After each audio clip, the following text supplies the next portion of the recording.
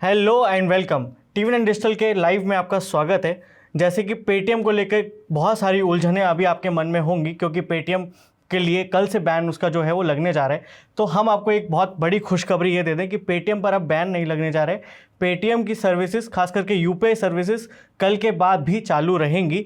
बाकी पेटीएम से जुड़े और भी जो सवाल हैं उस पर हमसे बात करने के लिए हमारे बीच एक्सपर्ट मौजूद हैं, मिस्टर मनीष रंजन, जिनसे हम जानेंगे कि पेटीएम से जुड़ी जितनी भी आपके जो सवाल हैं उन सारे सवालों के जवाब हम मनीष रंजन से जानेंगे। तो मनीष रंजन जी, ये बताइए कि पेटीएम को लेकर जो आज बड़ा फैसला है कि एनपीसीआई ने उसे एक अप्रूवल दिया है, क्या फ़र्क पड़ेगा इसका लोगों के लिए और पेटीएम के लिए? जी शरद, सबसे पहले तो मैं आपको दर्शकों के माध्यम से ये बताना चाहता हूँ कि पेटीएम पेमेंट्स बैंक पे बैन हो रहा है, ना कि पेटीएम पे। हम लोगों ने इससे पहले भी शो किया था, जब आरबीआई का बैन, जिस दिन आरबीआई के बैन की अनाउंसमेंट हुई थी, तब भी हम लोगों ने दर्शकों को समझाने की कोशिश की थी कि आपको पैनिक करने की बिल्कुल ज़रूरत नहीं है, क्योंकि ये पूरे पेटीएम पे बैन नहीं है, ये केवल पेटीएम पेमेंट बैंक्स पे बैन है। और आज जिस एनपीसीआई की लाइसेंस की आप बात कर रहे हैं, तो ये बहुत बड़ी खुशखबरी है कि पेटीएम को 4 बड़े बैंक का भी साथ मिल गया है।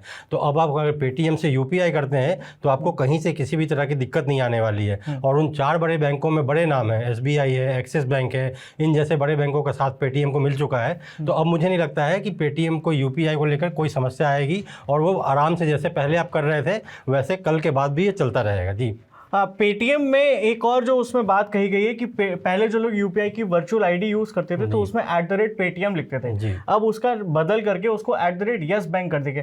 तो ये कैसे काम करेगा? जी देखिए, अभी तक जो आपकी पेटीएम की आईडी बनी हुई थी उसमें जैसा आपने कहा आपका नंबर @पेटीएम, ठीक है।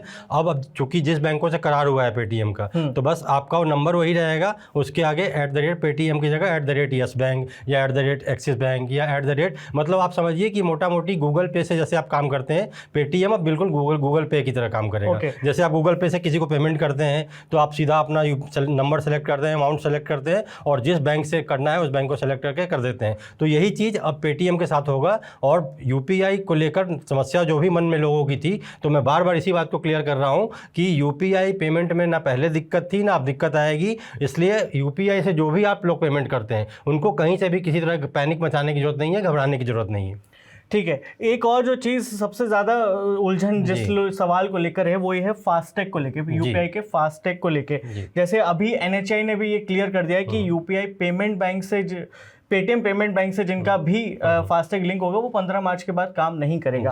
लेकिन आरबीआई का जो डेटा है वो ये कहता है कि जिन लोगों के फास्टैग में पेमेंट बचा हुआ है या अमाउंट बचा हुआ है वो उसके इस्तेमाल होने तक कर पाएंगे। तो ये कैसे काम करेगा? जी देखिए, जैसा कि पिछले शो में भी हम लोगों ने साफ साफ बताया था कि ऐसा नहीं है कि आपका 15 मार्च के बाद पैसा अगर बचा हुआ है तो वो आपका काम करना बंद कर देगा। क्योंकि जब आरबीआई ने बैन किया था उसके बाद गवर्नर शक्तिकांत दास ने FAQ बाकायदा बताया, उसमें साफ कहा गया था कि ये बैन केवल पेटीएम पेमेंट बैंक से जुड़े जो भी आप काम कर रहे हैं, लेकिन ऐसे कई, क्योंकि पेटीएम की संख्या लाखों करोड़ों की है दर्शकों की, मतलब उनके ग्राहकों की, तो उन ऐसे ग्राहक जिनके पैसे बचे हुए हैं, सपोज कि भी आप अपना फास्टैग यूज़ कर रहे हो और आपका पैसा बचा हुआ है, तो आपका पैसा कहीं नहीं जाने वाला है, आप उसको इस्तेमाल कर सकेंगे। हालांकि सुविधा के तौर पर पेटीएम भी बार बार, या पेटीएम कंपनी के कॉर्पोरेट कम्युनिकेशन हो या उनकी PR डिपार्टमेंट हो, वो पब्लिक को बार बार ये समझा रहे हैं कि आप जितनी जल्दी हो सके इसको बदल लें ताकि आपको दिक्कत ना आए। अब तो पेटीएम जैसे 4 बैंकों का मैंने बताया, अब 4 बैंक जुड़ गए हैं, तो उसमें भी इनको सर्विस देंगे तो वो 4 बैंक देंगे।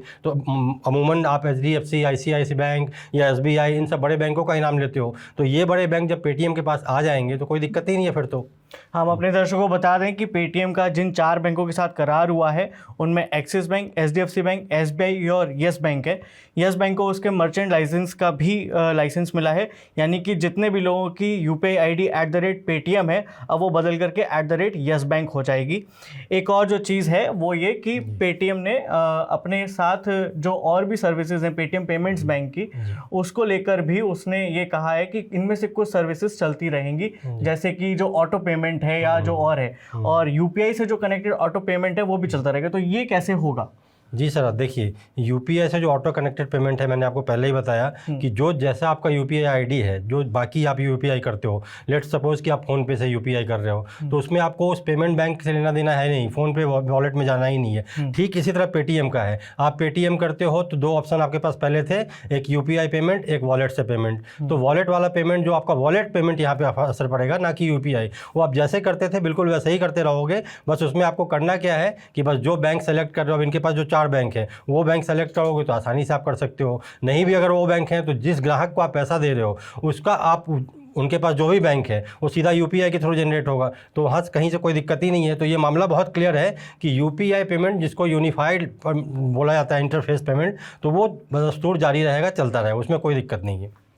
तो ये थी पेटीएम से जुड़ी जितने भी आपकी उलझने, खास करके जो फास्टैग और पेटीएम के यूपीआई पेमेंट से जुड़ी उलझने है, उसके बारे में मनीष रंजन जी के साथ हमारी बात। जी सर, यहाँ पर आपको एक और याद दिला दूं, जब आपने कहा तो मुझे याद आ गया। हाँ। कि पेटीएम पे लगातार हम लोग खबरें कर रहे हैं, TV9 लगातार स्टोरीज कर रहा है, और आपको अगर ऐसे में पेटीएम से जुड़ी कोई भी जानकारी चाहिए तो आप TV9 के यूट्यूब चैनल पर जा सकते हैं, TV9 के वेबसाइट पर जाकर देख सकते हैं। और जैसा कि FAQ हम बार बार पब्लिक को बता भी रहे हैं, तो उस FAQ में भी साफ साफ कहा गया है कि पेटीएम से चाहे आप मूवी का टिकट खरीद रहे हो, चाहे आप उसके से बस का टिकट खरीद रहे हो, चाहे गैस सिलेंडर बुक कर रहे हो, चाहे रेंट दे रहे हो, तो वो सब अगर यूपीआई के थ्रू आप कर रहे हो तो आप आसानी से करते रहेंगे, उसमें कहीं से भी किसी भी तरह की कोई दिक्कत नहीं आने वाली। जी। तो पेटीएम से जुड़ी ये सारी जानकारी आप हमारी वेबसाइट पे जाके भी पढ़ सकते हैं और वहाँ पे आपको पेटीएम से जुड़े हर सवाल का जवाब मिल जाएगा। बाकी पेटीएम से जुड़ी और भी कोई अपडेट होगी तो वो हम आपके पास लाते रहेंगे। बने रहिए हमारे साथ। नमस्कार।